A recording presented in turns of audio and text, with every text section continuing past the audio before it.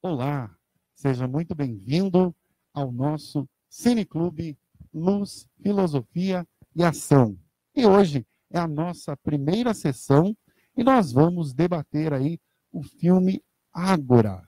Este filme que nós acabamos de assistir com o pessoal aqui no Polo, Curitiba, Catedral. Então estamos aqui com este grupo de professores, com um grande grupo de alunos participando desta primeira sessão sobre o filme Ágora no nosso Cineclube Luz, Filosofia e Ação. Primeiramente, quero agradecer a todos que colaboraram, né? Sabemos aí que gestores, coordenadores de polo, tutores, todos os nossos alunos lanterninhas, hoje recebi aí muitas indicações, alguns coordenadores que já registraram aí, já comentaram com a gente, o Everaldo, lá de Itabaporã, no Mato Grosso, Rogério, de São José do Rio Pardo, São Paulo, o Clarindo, de Sete Lagoas, Minas Gerais, tantos outros. Quero agora também cumprimentar os colegas aqui, professores, que estão juntos, professora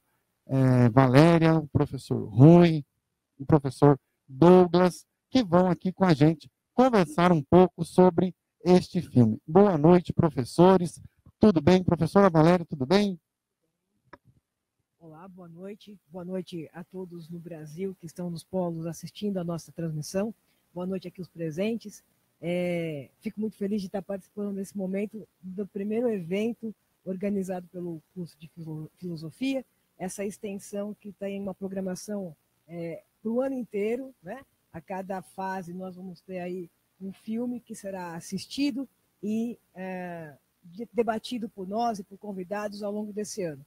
Eu vou passar esse momento a falar para o professor Douglas, ou para o professor Rui, o Douglas, que também vai fazer uma apresentação aí desse nosso trabalho que a gente vai desenvolver ao longo desse ano.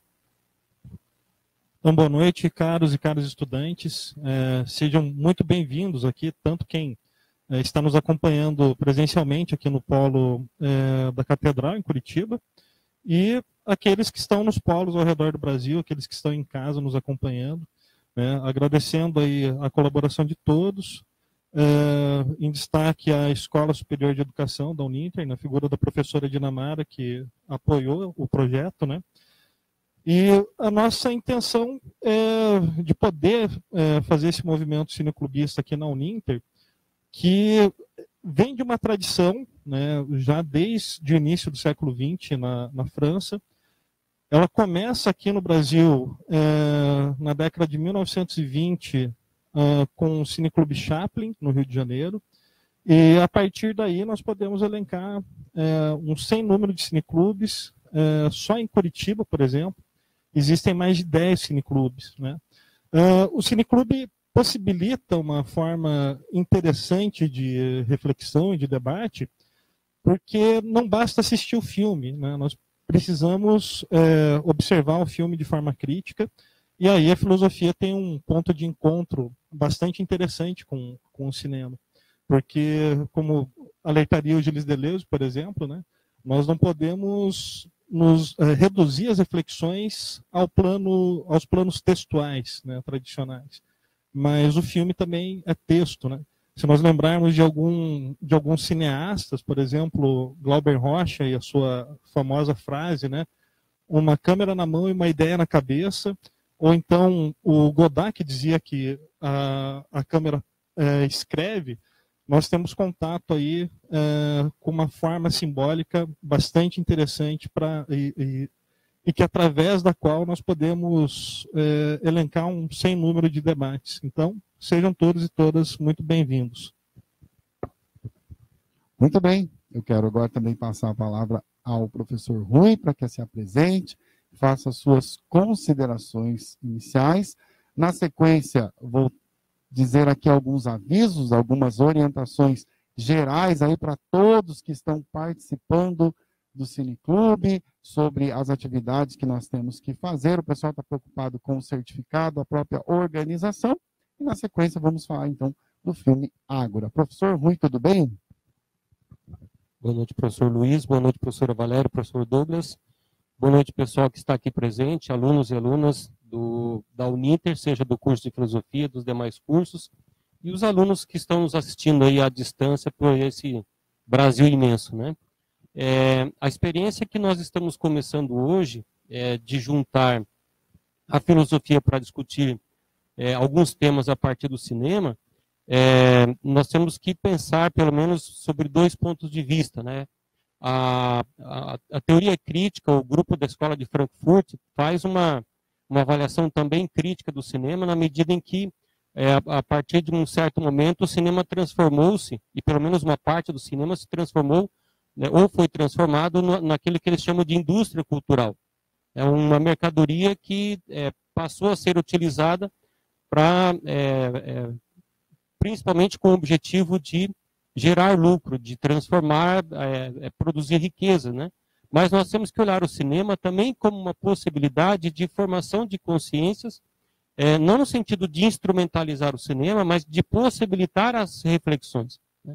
E o filme, os filmes que foram escolhidos, né, que o professor Douglas fez um processo de seleção, e aí nós batemos o martelo em cima dos filmes e dos temas, tem como objetivo fazer esse processo de discussão, a partir de alguns temas que são próprios da filosofia, né, questões importantes que têm a ver com o momento contemporâneo que nós vivemos, mas fazer uma discussão a partir da filosofia, tá? Seja do ponto de vista da discussão da estética do próprio filme, mas também a partir do conteúdo do filme. Então, tem alguns conteúdos que estão presentes nesse filme Ágora, que nós poderíamos debater aqui por várias horas, discutir por várias horas, porque ele é rico em vários aspectos, né? Ainda que a gente possa falar assim, mas tem alguns elementos no filme que não correspondem necessariamente aos fatos históricos, né? Tudo bem, podem não corresponder aos fatos históricos e nós temos consciência disso. Mas mesmo não correspondendo, né, tem relevância aquilo que ele traz para a discussão, né? Então é isso que a gente pretende, a partir do projeto do Cineclube, fazer essas discussões, esses debates, né? Fazer a ligação da filosofia com o cinema e do cinema com a filosofia, e também mostrar uma outra possibilidade de se discutir filosofia nos espaços escolares, porque a experiência prática do Cineclube também pode ser montado nas escolas, tá? Então, aqueles alunos que hoje estão se formando, que estão fazendo curso de licenciatura, não somente em filosofia, mas nas outras áreas também pode pegar essa experiência e reproduzir, né, futuramente, ou já onde trabalham, nos seus ambientes de trabalho, tá bom? Muito bem, pessoal. Então vamos agora a alguns recados aí bem práticos, né, sobre o Cineclube, sobre a proposta do Cineclube, como ela já está ocorrendo, como ela vai ocorrer. Muito bem, alguns alunos, alguns participantes estão preocupados aí, professor, eu não consegui me inscrever. Pessoal, então olha só, até o dia 30/3, ainda nós vamos deixar aí o link aberto para a inscrição. Se você, por acaso, tentou hoje ou não conseguir, por algum motivo você não conseguiu, até o dia 30 de março, então ainda é possível fazer a inscrição, tá? Lembrando que daí precisa assistir o filme e também fazer a leitura do texto que está disponível lá no ambiente virtual de aprendizagem, certo? Claro, assistir aqui ao debate, o nosso diálogo de hoje, que vai ficar disponível também para quem não pôde, para quem não puder aí assistir ao vivo, como está ocorrendo agora, e daqui a pouco eu quero que o professor Douglas também faça o registro das participações, tem muita gente acompanhando a gente aqui pelo Facebook, tem muita gente participando, que bom, né? Temos que registrar essa presença. E outro recado prático, então inscrições até o dia 30/3, as avaliações, então quem quer receber o certificado tem que ter feito a inscrição, certo? E também terá que assistir ao filme, como já assistiu, participar aqui do debate e responder as questões, tá, pessoal? Tem 3 questões que foram colocadas no AVA que precisam ser aí respondidas até o dia 15 de abril, data limite, então, para realizar a avaliação no AVA, certo? A gente vai deixar isso também disponível, vai colocar por aviso avisos para vocês, mas vejam, não esquecer de realizar a avaliação até o dia 15/4, para que você receba, então, o certificado de extensão dessa primeira sessão. Quem participar de todas terá aí 50 horas. Cada sessão, 10 horas, e essas horas aí, esses certificados, valerão também para compor as horas complementares, né? Independente para o curso de filosofia ou para qualquer outro curso que exija horas complementares. Certo, pessoal?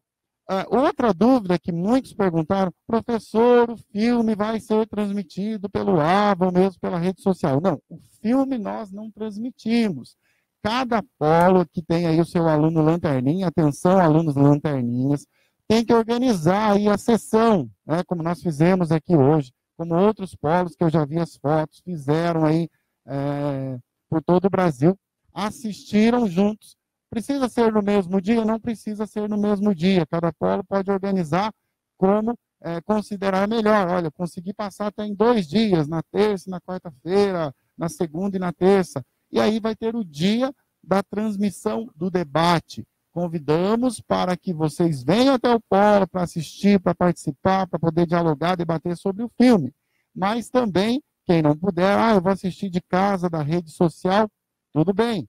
Ótimo, podemos fazer dessa maneira. Não esquecendo, tem que fazer a inscrição e realizar as atividades no AVA. Então, pessoal, o filme, lanterninha, tutor, coordenador, vamos, né, providenciar e aí fazer aí a exibição no polo de apoio presencial, ou cada estudante, cada aluno que se inscreveu, pode aí assistir também sozinho, com a família, etc. Tá? Outra pergunta, e para finalizar, para a gente falar do filme de fato, claro que já estamos falando, alunos externos de outras instituições, alunos do ensino médio, podem participar? Sim, pessoal. Se trata de um projeto de cineclube e é um curso de extensão. Então, vocês podem participar e nós orientamos, claro, que vocês convidem aí, né, alunos das escolas, alunos de outras instituições, para vir até o polo e participar do nosso cineclube, tá certo? Professor Douglas, como é que estão as participações? E fala um pouco do filme para a gente, né? Informações técnicas, algumas curiosidades também. As participações são vastas aqui, nós não vamos poder citar todos os polos, né? Mas os que couberam na folha aqui foram os polos de Cascavel, no Paraná, Santo Ângelo, Rio Grande do Sul, São José dos Campos, São Paulo, Taubaté, São Paulo, Cuiabá, Mato Grosso, Tijuca, Rio Grande do Sul, Valparaíso, Goiás, Praia Grande, São Paulo, Realengo, Rio de Janeiro, Foz do Iguaçu, Paraná, Lavras, Minas Gerais, Niterói, Rio de Janeiro, Florianópolis, Santa Catarina, Itu, São Paulo. Então, são vários os polos aí que estão acompanhando a transmissão, né? Novamente, sejam todos e todas bem-vindos.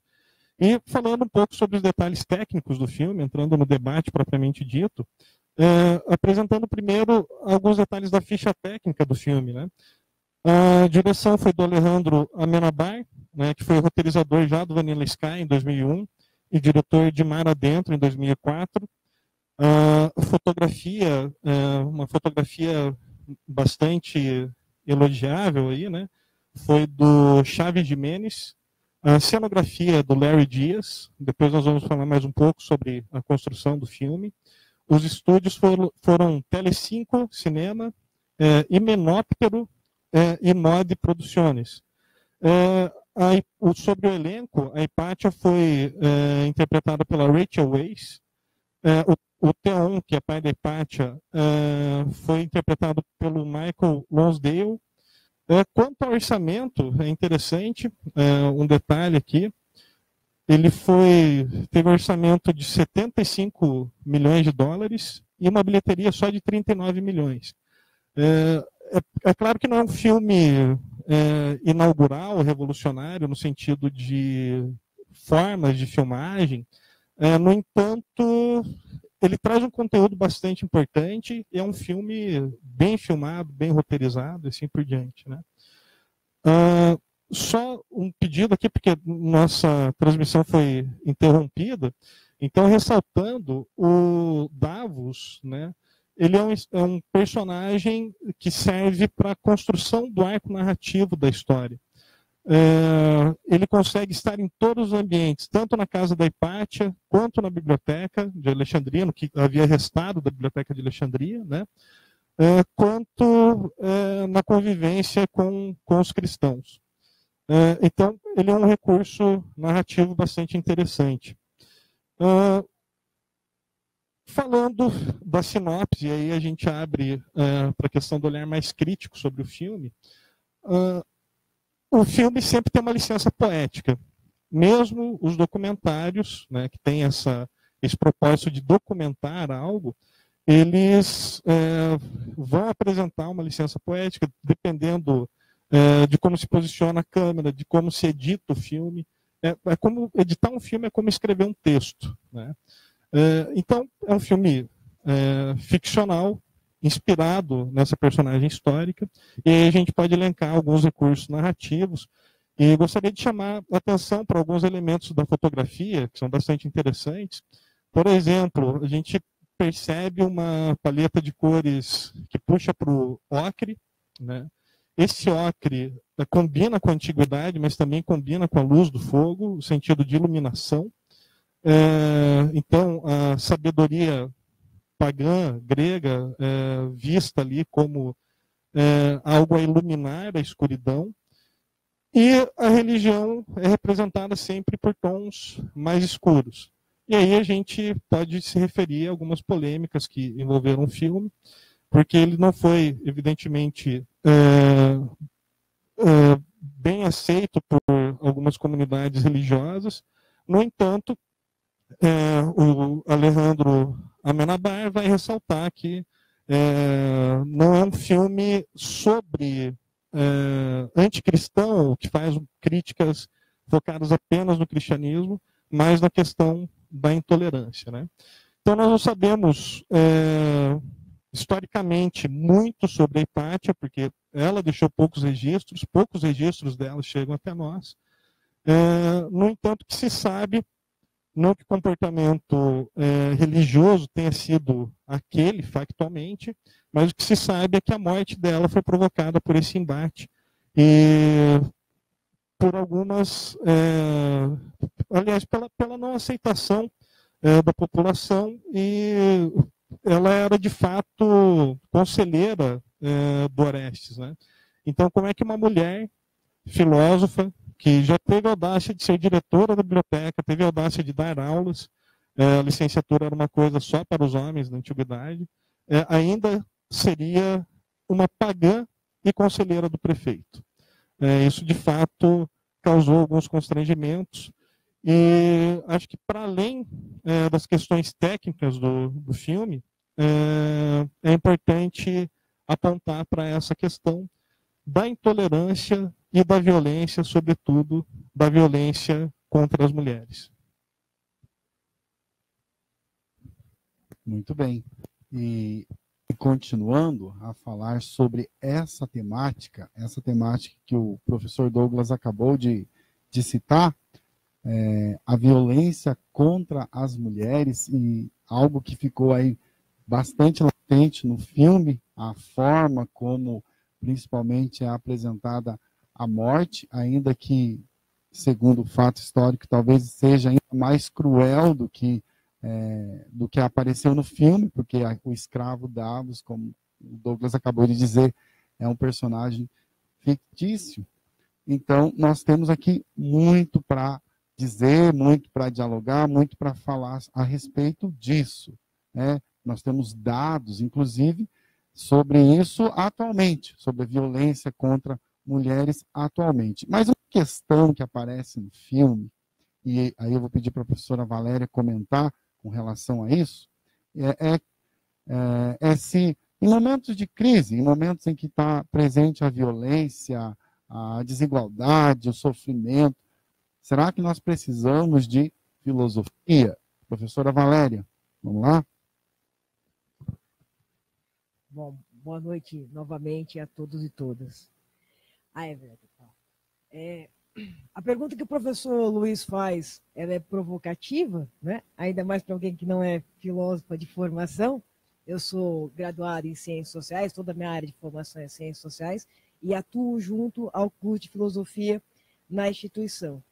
Eu diria que qualquer forma de reflexão, ela é oportuna, sempre. Nós não precisamos ter crises históricas para que a reflexão seja necessária, né? Quando nós pensamos filosoficamente acerca do conhecimento, nós sabemos que há níveis que esse conhecimento existe. Então, a forma de consciência mais primeira que a gente desenvolve, ela é uma forma de consciência imediata, e ela vai derivar necessariamente das nossas experiências cotidianas. Afinal de contas, é no cotidiano que nós vivemos, né? Mas, muitas vezes, essa forma de consciência imediata, ela não é suficiente para fazer necessárias mediações e, inclusive, sair da superficialidade da vida. Se nós pegarmos a história recente, de mais de 2000 anos, nós sabemos e vivemos ainda hoje a mulher num local muito específico e de opressão, em função da sua condição de ser mulher. Se nós ficarmos apenas com o nosso conhecimento imediato, essa condição da mulher, os índices de violência que nós temos para apresentar aqui hoje, eles se mantêm. Então, se faz necessário não só a filosofia, mas todas as áreas de conhecimento possíveis, para que a gente possa refletir e ter um processo reflexivo mais mediatizado sobre a própria realidade. E há dados recentes, dados de 2015, apresentados por pesquisadoras mulheres que são da área das ciências exatas, que no Brasil, por exemplo, há 30% de mulheres que ingressam... Não, vamos lá, os dados não é assim que explicam. Se nós pegarmos os estudantes que ingressam em áreas como física, 30% deles, 30% são mulheres. E à medida que a carreira vai avançando, o número de mulheres presentes vai diminuindo. Então, por exemplo, se inicialmente são 30%, à medida quem faz apenas 20% faz doutorado, mestrado.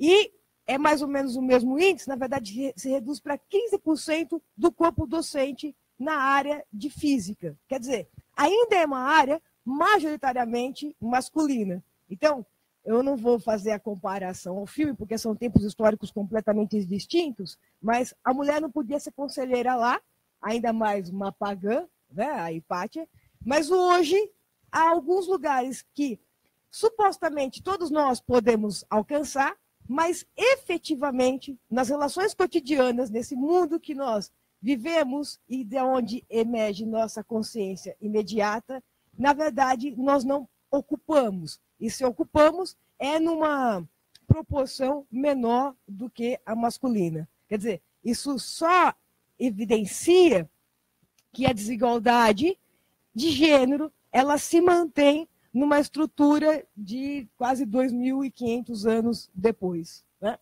Acho que vou encerrar por aqui, por enquanto, passar a palavra a outros colegas. O professor Rui, com certeza, tem contribuições no que diz respeito a questões de gênero, porque também é um pesquisador preocupado com essa temática. Vai lá. Bom, a gente pode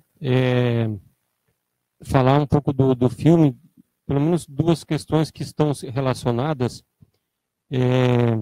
A condição da mulher na sociedade grega, na época que surge a filosofia, na Grécia Antiga, não é que fosse uma condição da mulher emancipada, né? A ela estava reservado, né, os afazeres domésticos, seja, por exemplo, nas duas principais cidades que a gente tem como referência, que são Esparta e Atenas. Talvez em Esparta tivesse um pouco mais de reconhecimento, mas pelo fato de, digamos assim, ali, de a mulher esperar-se dela que ela gerasse um bom filho forte e saudável, porque ele seria um futuro guerreiro, né? Então, a valorização, digamos assim, não era por ela em si, mas por aquilo que ela poderia gerar. Mas com essa passagem da Grécia Antiga, Império Romano, e daí surgimento do cristianismo, e o filme retrata isso, né, a parte ali que o bispo faz a leitura do texto e que está presente ali, que fala assim, qual é o papel da mulher na sociedade, né, que não é dar conselhos para ninguém, mas pelo contrário, é obedecer. Esse papel da mulher, digamos assim, ela vai sendo silenciada mais do que já era nas sociedades anteriores. Tá? E junto com isso também está acontecendo um outro movimento, que é o seguinte: o cristianismo, no primeiro momento, ele é uma religião, né, uma crença, que ele passa por um processo de perseguição pelo Império Romano. E depois, com o tempo, ele passa a ser aceito, né, dentro do próprio Império Romano e das outras regiões para onde ele vai se expandindo, para depois ele ser assumido como religião oficial dentro do Império Romano, e aí, né, ele passa, digamos assim, a ser perseguidor junto com o próprio Império Romano. E aí a impor a sua doutrina, a sua crença, né, aos outros povos. Num primeiro momento, a relação com a filosofia é uma relação de descrença em relação ao uso da razão, né, porque se defendia a ideia da crença, né, e olhava-se para a filosofia como um exercício da razão, como algo que não era muito bem visto, como algo que não era bom, né? E, portanto, a filosofia precisava ser negada, né? E, ao mesmo tempo que a filosofia precisava ser negada, então, todos aqueles que viviam da filosofia, ou que tinham alguma relação com a filosofia, também eram negados, né? E aí a relação, por que a perseguição à Hipátia, né? Por duas razões. A primeira delas, por ser mulher, né? Não necessariamente ordem de prioridade, né? Mas uma das razões, a primeira delas é por ser mulher, e a segunda por dedicar-se à filosofia, né? Ou seja, ao livre exercício da consciência, né? E a Hipátia tem uma fala no filme que mostra um pouco o que é o exercício da razão, né? Quando ela diz para um dos seus ex-alunos, né, que diz, olha, você não questiona aquilo que você acredita, né? E na filosofia, questionar é um princípio básico, né? Você não tem assim um dogma na filosofia que você não possa questionar qualquer que seja ele. Você não pode transformar, né, uma verdade, vamos dizer assim, um conceito, um conhecimento em algo que você não pode questionar. Você sempre tem que estar questionando, né? E quando a gente vê, por exemplo, a pesquisa que ela está fazendo, se a Terra é o centro do universo, os outros planetas e astros giram ao redor dela, ou se o movimento é ao contrário, né, ela não consegue mudar de ideia enquanto ela não coloca em questão as crenças, vamos dizer assim, que ela tinha anteriores, né? É só a partir do momento que aparece uma outra possibilidade de explicação, né, que ela coloca em dúvida a explicação anterior. E isso é próprio da filosofia, né? Nas crenças, não. Nas crenças nós acreditamos e não questionamos. Então essas são as duas razões pelas quais ela... Olá, alunos nos polos de todo o Brasil. Nós vimos que a transmissão caiu por alguns instantes. Esperamos para dar continuidade às discussões, ok?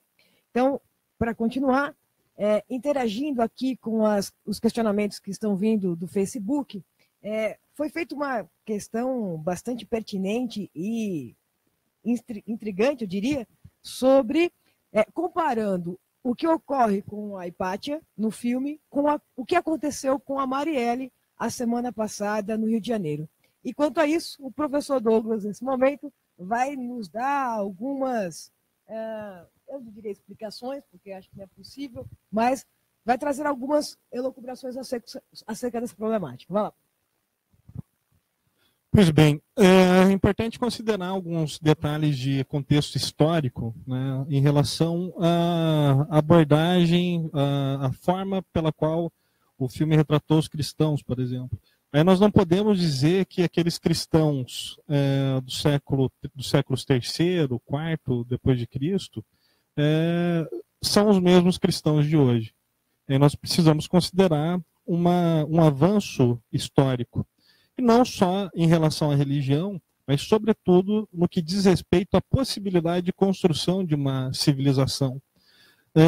Nós entramos aí numa esfera bastante importante no que diz respeito à nossa possibilidade de consolidação daquilo que nós entendemos por um Estado democrático de direitos.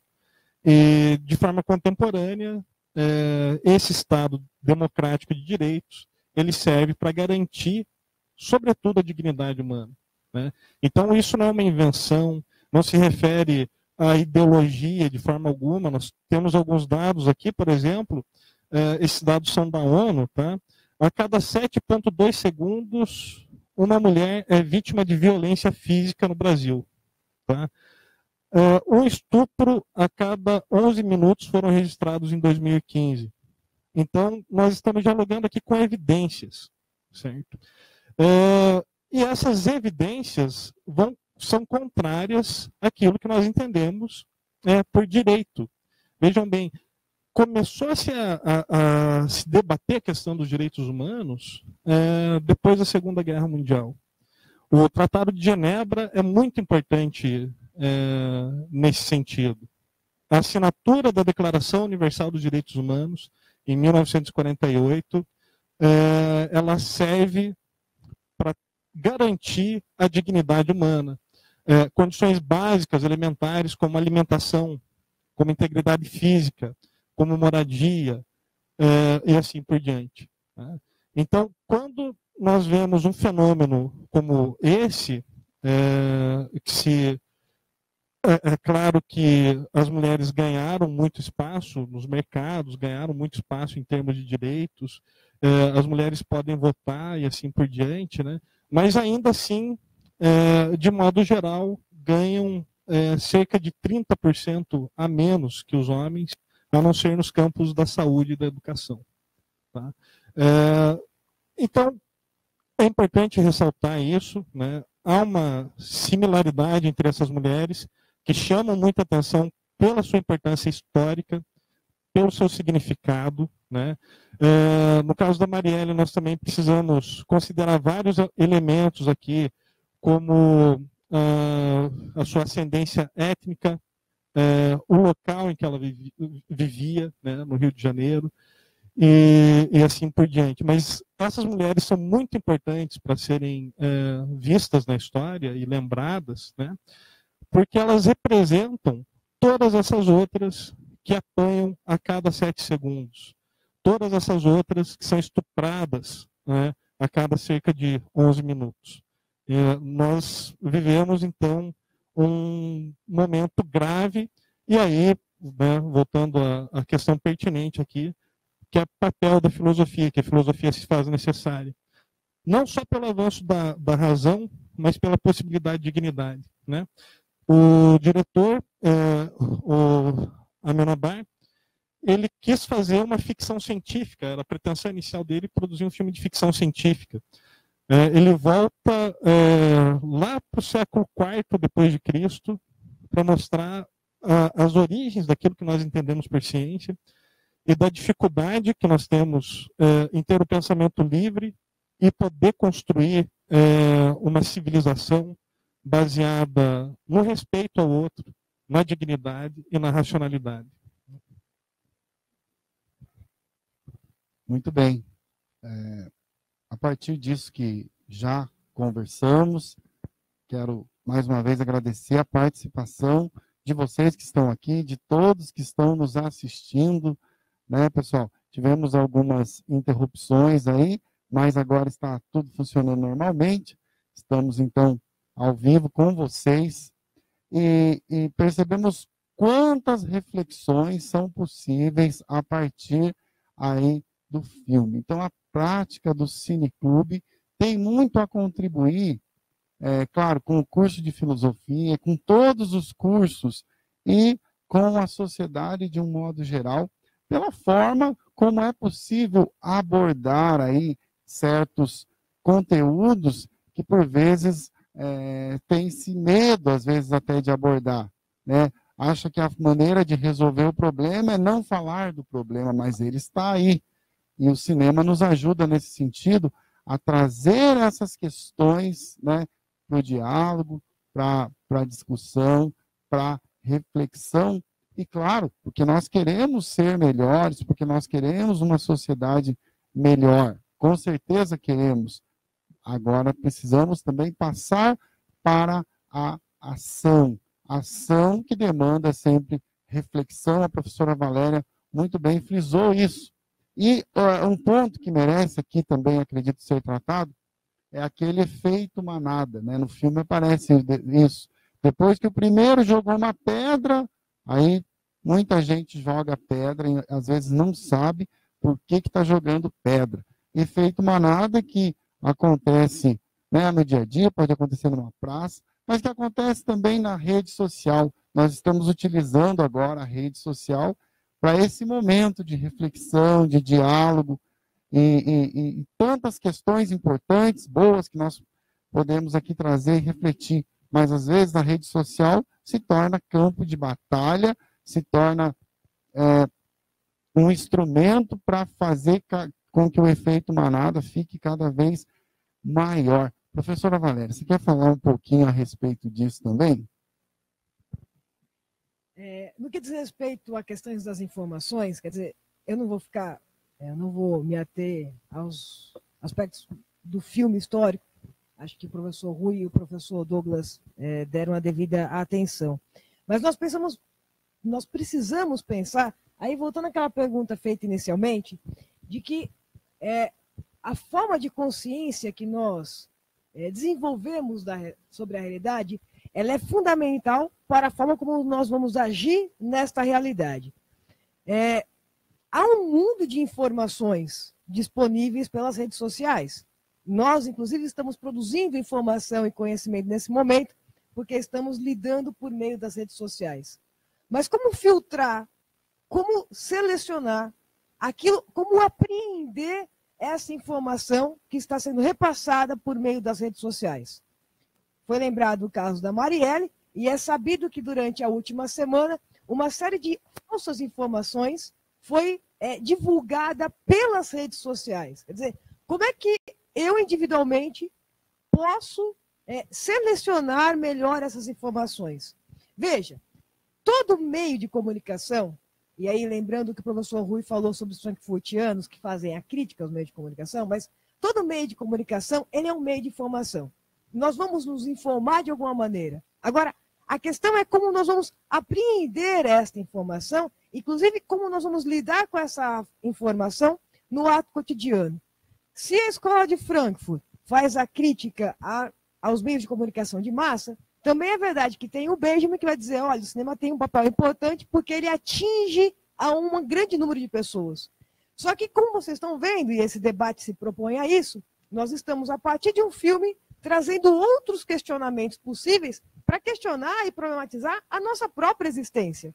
O filme se passa na antiguidade, nós estamos falando da vida contemporânea. Então, pensar essas informações que circulam são fundamentais. Não basta a gente ter uma dúvida e ir para o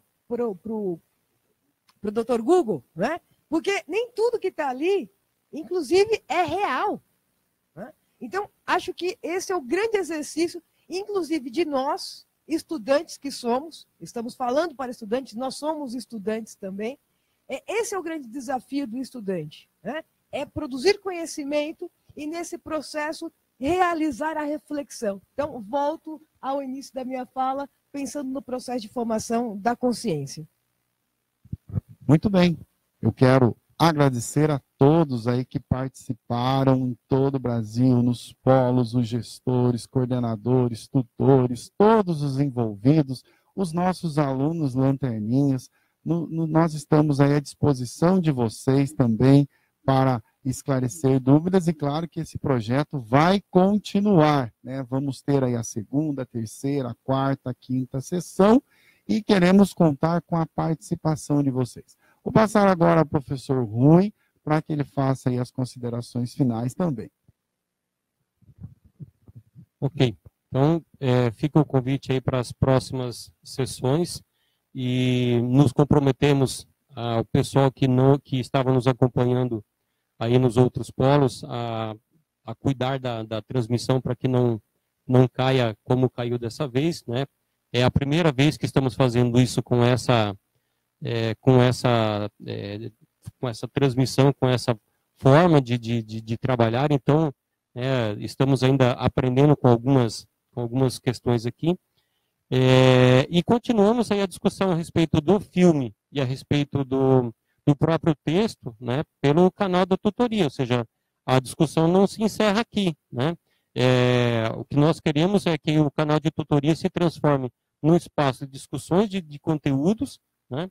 E todas as questões que vocês levantaram, que alguns alunos levantaram, né, eu vou me deter aqui ao Valdir, que colocou várias vezes a questão qual o limite para a busca da verdade, né, já que é uma das questões que a Hipátia nos traz, e uma das causas, inclusive, da própria morte dela, e de vários outros pesquisadores ao longo da história, eu diria o seguinte: não existe limite para a busca da verdade, né? Aliás, nós temos sempre que buscar a verdade, né? E quando sempre alguém vier com inverdades ou com mentiras, né, a gente tem que combater de toda e qualquer forma. Nós não podemos, sob hipótese alguma, aceitar que a mentira prevaleça sobre a verdade, qualquer que seja ela, né? A gente não pode admitir a permanência, a prevalência da mentira na sociedade, né? E o compromisso da filosofia é com a verdade, ainda que a gente possa, dentro do próprio campo da filosofia, né, ter alguns filósofos que dizem que a verdade é impossível de ser alcançada, né, mas mesmo assim ela tem que ser um objetivo, ela tem que ser colocada à prova, né? Tem que ser sempre também questionada, né? E em hipótese alguma, vou repetir, aceitar a mentira na sociedade de que forma seja ela, tá bom? Muito bem. Professor Douglas, tem muita gente participando, suas considerações finais também. Então, a participação, o engajamento foi bastante amplo, né?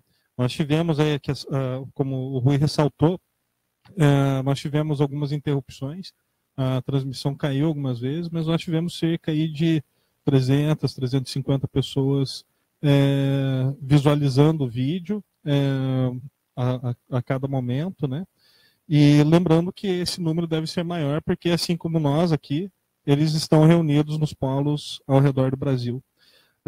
Esperamos que o debate tenha sido proveitoso, toda a dinâmica de assistir o filme, de ler o artigo, de parar para refletir tenha sido proveitosa. Nós lembramos que, o pessoal ressaltando aqui, que não só os estudantes de filosofia estão participando do Cineclube, mas estudantes da educação física, do curso de letras, de vários outros cursos estão participando. E o chat não para, né? As contribuições chegam a todo momento. Esperamos que esse seja só o início, né? Que isso possa ser construído ao longo do tempo. E um dos propósitos do Cineclube é justamente para além de promover reflexão, promover pesquisa. Então, vocês podem notar que nós elencamos uma série de temas aqui que estão em aberto para dialogarmos na forma de pesquisa em relação a eles, né? Não, aliás, desculpem, não aceitando aquilo que é dado, os discursos do senso comum, como o Rui bem ressaltou, o papel da filosofia é a busca pela verdade, né? Mas procurando as raízes desses fenômenos, procurando entender melhor como eles funcionam, e os fatos históricos são muito interessantes para que nós possamos pensar na nossa civilização atual. Boa noite, obrigado pela participação de todos e todas. Boa noite, agradecemos a participação de todos e a professora Valéria também, claro, vai fazer as suas considerações, né? Obrigada, professor Luiz. Muito obrigada pela participação, obrigada pelo convite e gostaríamos então de reforçar o agradecimento à instituição, aos polos que permitiu esse processo, essa primeira edição do Cineclube. Agradecer à professora Dinamara, que acreditou nesse projeto e que esse ano vai rodar e espero que cada vez mais conseguindo alcançar novos polos, novos alunos e que isso faça, que traga essa perspectiva que nós apontamos da possibilidade da reflexão das nossas vidas cotidianas. Muito obrigadas a todos e a todas. Até a próxima.